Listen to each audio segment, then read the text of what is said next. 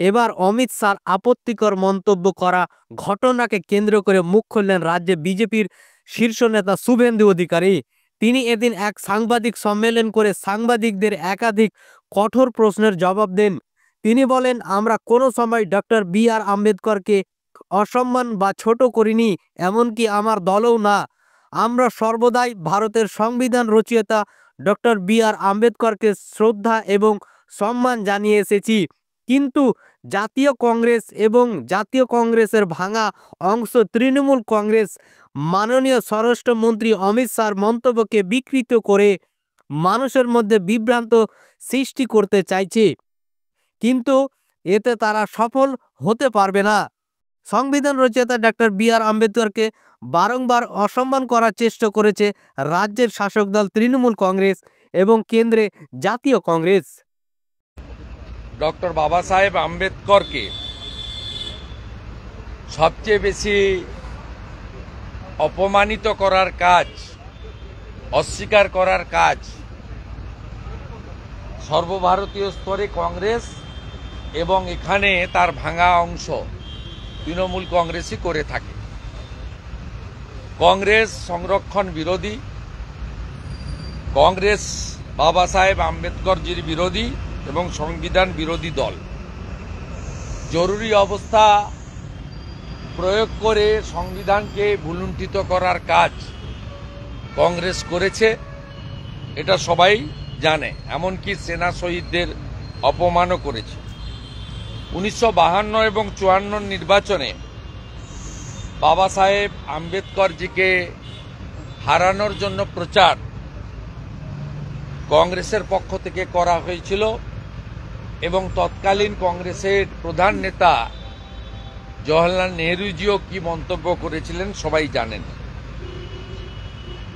1955 সালে জওহরলাল নেহরু নিজেই ভারতরত্নে ভূষিত করেন। 1971 সালে প্রয়াত ইন্দিরা গান্ধী তিনি ভারতরত্নে ভূষিত হন। 71 সালে তার সরকারই তাকে ভারতরত্ন দেয়।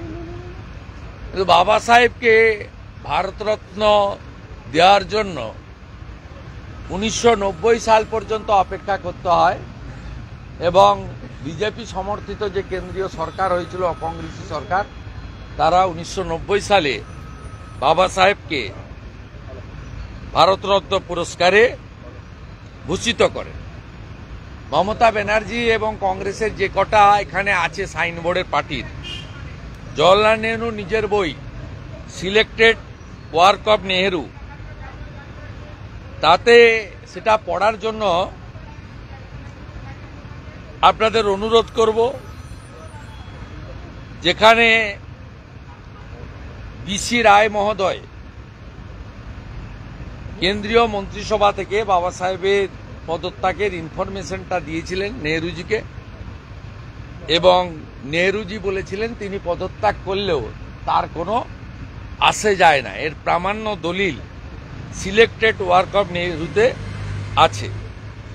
অন্য একটি বই পড়ার জন্য মমতা ব্যানার্জিকে, তার দলকে, যদিও তারা অশিক্ষিত দল, ইংরেজি বই পড়তে পারবেন কিনা জানি না, যে দলের নেতা শাহজাহান, যে দলের নেতা জাহাঙ্গীর, যে দলের নেতারা কাশ্মীরের জঙ্গিকে আর বাংলাদেশের জঙ্গিদেরকে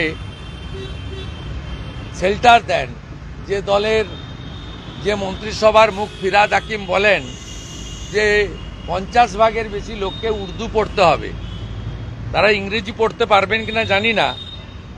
জওহরলাল নেহরু আপনার আরেকটা বই letters to the chief ministers, সেটাও পড়ার জন্য আমি অনুরোধ করব।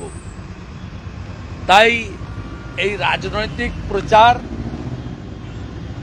পশ্চিমবাংলায় নিপীড়িত, বঞ্চিত দলিত সমাজ, জনজাতি সমাজ গ্রহণ করবে না, আমরা জানি। কারণ পশ্চিমবাংলায়